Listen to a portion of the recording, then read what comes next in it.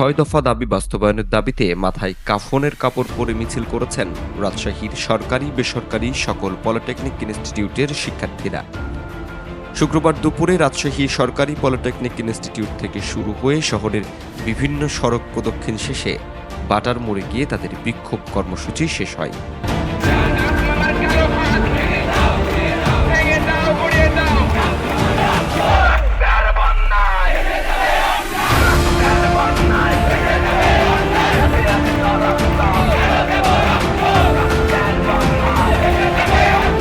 সারা দেশের সাথে একযোগে রাজশাহীর সকল সরকারি বেসরকারি কারিগরি শিক্ষার্থীরা অংশগ্রহণ করেন এই কাফন মিছিলে।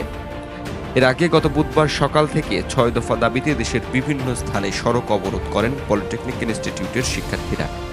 পরদিন সকাল থেকে দুপুর পর্যন্ত শিক্ষা মন্ত্রণালয়ের কর্মকর্তাদের সঙ্গে বৈঠক করেও সন্তুষ্ট না হয়ে শিক্ষার্থীরা আন্দোলন চালিয়ে যাওয়ার ঘোষণা দেন।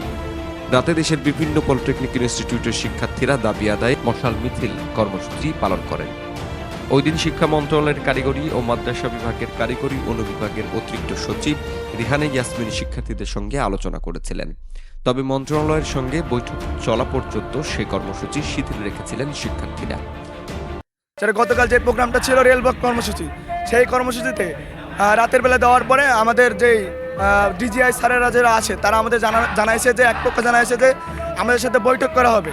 আমাদের সাথে বৈঠক করতে চাইছিলেন শিক্ষা উপদেষ্টা, মাননীয় শিক্ষা উপদেষ্টা এবং মাননীয় সচিব স্যার। ওনারা আমাদের সাথে বসার জানাছিলেন, কিন্তু পরবর্তীতে যখন আমরা কর্মসূচি শিথিল করে রাখি, পরবর্তীতে আমরা আমাদের যেগুলো প্রতিনিধি ভাইয়েরা আছে ঢাকাতে যেগুলো প্রতিনিধি ভাইয়েরা আছে তারা যখন সচিবালয়ে যায় তাদের সাথে এক ধরনের প্রতারণা করা হয়। সেখানে কোনো মাননীয় শিক্ষা উপদেষ্টা ছিলেন না, কোনো সচিব স্যার ছিলেন না, সেখানে শুধু উপসচিব স্যারদের নিয়ে আমাদের যেই বৈঠকটা হয়েছিল সেই বৈঠকটা হয়েছে।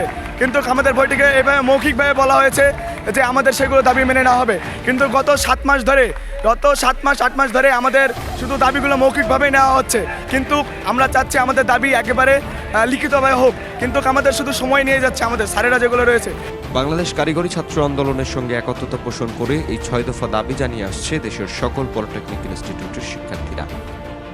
দাবিগুলো হলো জুনিয়র ইনস্ট্রাক্টর পদে ক্রাফট ইনস্ট্রাক্টরদের অবৈধ পদোন্নতির রায় হাইকোর্ট কর্তৃক বাতিল, ক্রাফট ইনস্ট্রাক্টর পদবি পরিবর্তন ও মামলার সাথে সংশ্লিষ্টদের স্থায়ীভাবে চাকরিযুক্ত করা, 2021 সালে রাতের আধারে নিয়োগপ্রাপ্ত ক্রাফট ইনস্ট্রাক্টরদের নিয়োগ সম্পূর্ণরূপে বাতিল এবং সেই বিতর্কিত নিয়োগ বিধি অবিলম্বে সংশোধন, ডিপ্লোমা ইন ইঞ্জিনিয়ারিং কোর্সে যে কোনো বয়সে ভর্তির সুযোগ বাতিল সহ উন্নত বিশ্বের আদলে 4 বছর মেয়াদী মানসম্পন্ন কারিকুলাম নিশ্চিত করে একাডেমিক কার্যক্রম পরিবর্তিত প্রবিধান থেকে পর্যায়ক্রমিকভাবে সম্পূর্ণ ইংরেজি মাধ্যমে চালু করা। উল্লেখিত ৬ দফা দাবির প্রেক্ষিতে শিক্ষার্থীরা আগামীতে আরও কঠোর কর্মসূচির হুঁশিয়ারি দিয়ে আজকের মতো তাদের কর্মসূচি স্থগিত করেন।